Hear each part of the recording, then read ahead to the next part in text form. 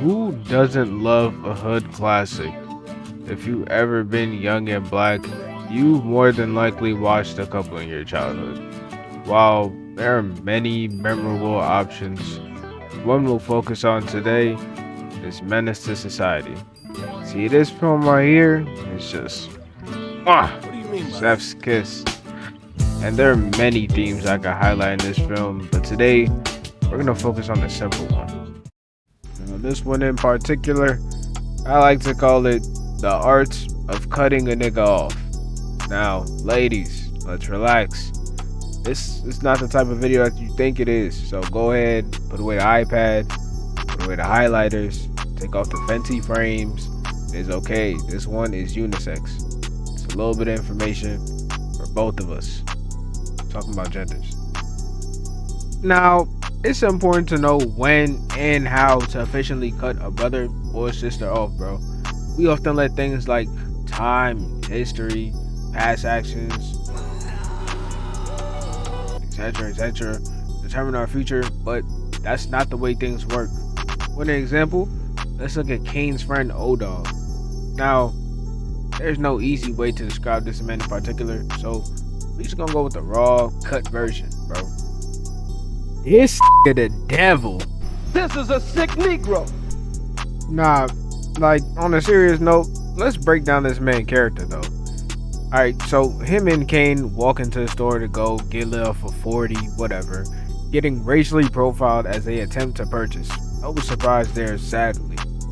Which would understandably upset anybody with the experience, but when you have friends like O-Dog, you don't get to do things like practice emotional control or self-regulation. Nah, instead, you get the privilege of becoming suspected of armed robbery and murder.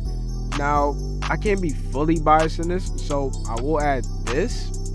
I feel sorry for your mother. What you say about my mama?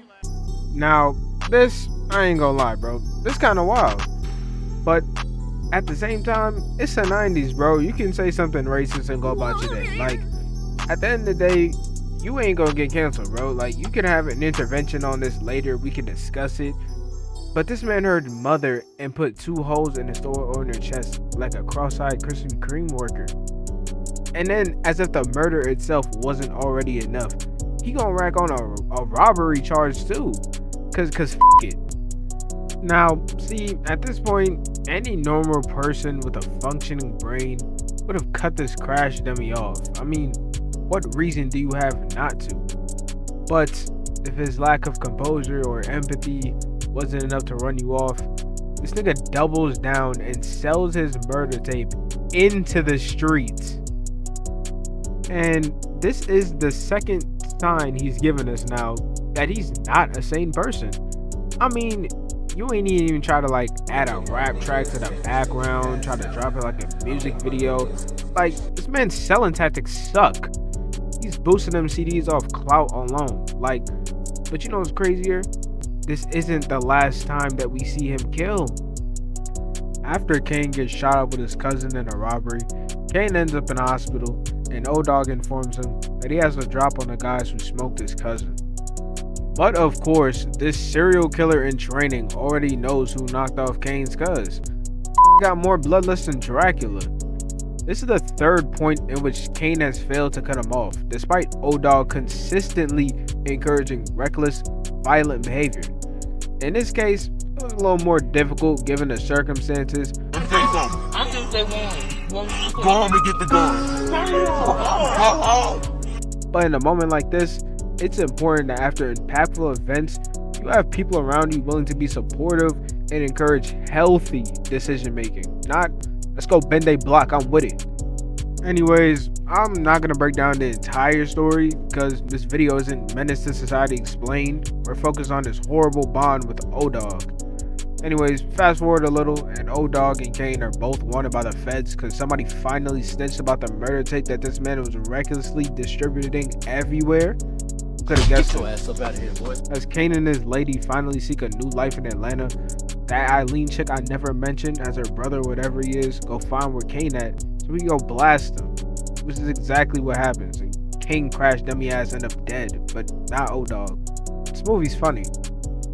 On the real though, it can definitely be said that although Kane himself was at a disadvantage to begin with considering the setting, hanging around people like O-Dog who openly invite conflict and trouble like a guest into their homes wasn't ever gonna go well for him.